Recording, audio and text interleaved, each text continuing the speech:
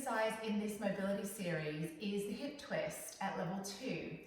We've looked at some flexion and some extension movements, so now we're going to incorporate some rotation movements which are really functional for everyday movement and really important to maintain to keep all parts of the spine moving equally well.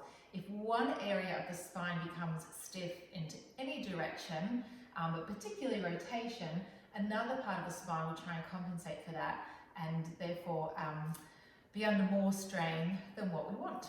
So the hip twist is a great gentle movement for spinal rotation.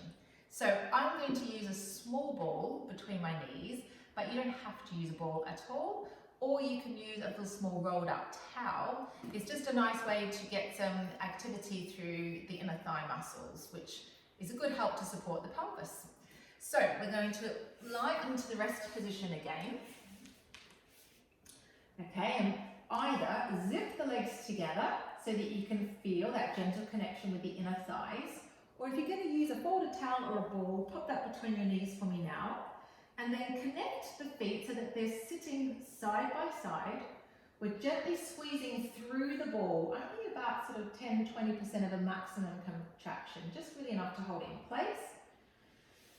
We've got our little hollow here in the lower back, what we call our neutral spine.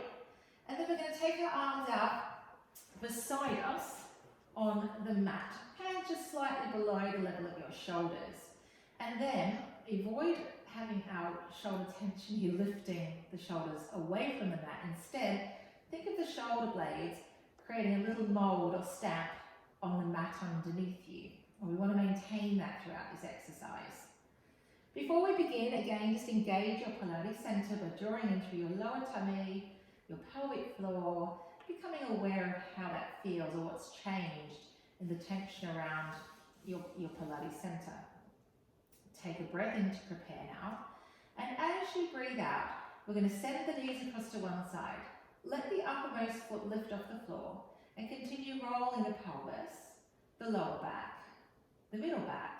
Keep the shoulder blade anchored to the mat, and you can finish by rolling your head and neck to look at the opposite shoulder. Take a full breath in wide here, and then as you breathe out, you're going to use your abdominal muscles as you roll your spine back to the midline. Head, neck, upper back, middle back, lower back, and then finally the pelvis and legs.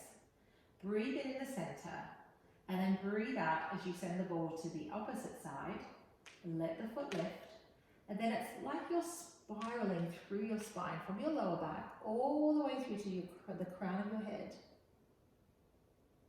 Again, check that your shoulder blades are anchored to the mat and you're keeping the lower back feeling long. So maintain a gentle feeling of tucking the tailbone under, just enough so that we're not overarching through the lower back. And then on your next exhale again, using your abdominal muscles, help spiral back towards the center of the mat. The neck and head roll too. And then the abdominals roll the spine, the pelvis, the legs to the center. Breathe in the middle and breathing out as we roll, spiral, lengthen, keeping the lower back long.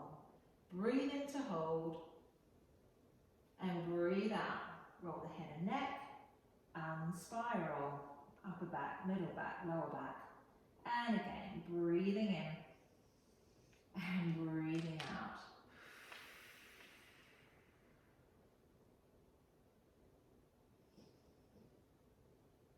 And again, using your exhale to roll the spine back to the midline.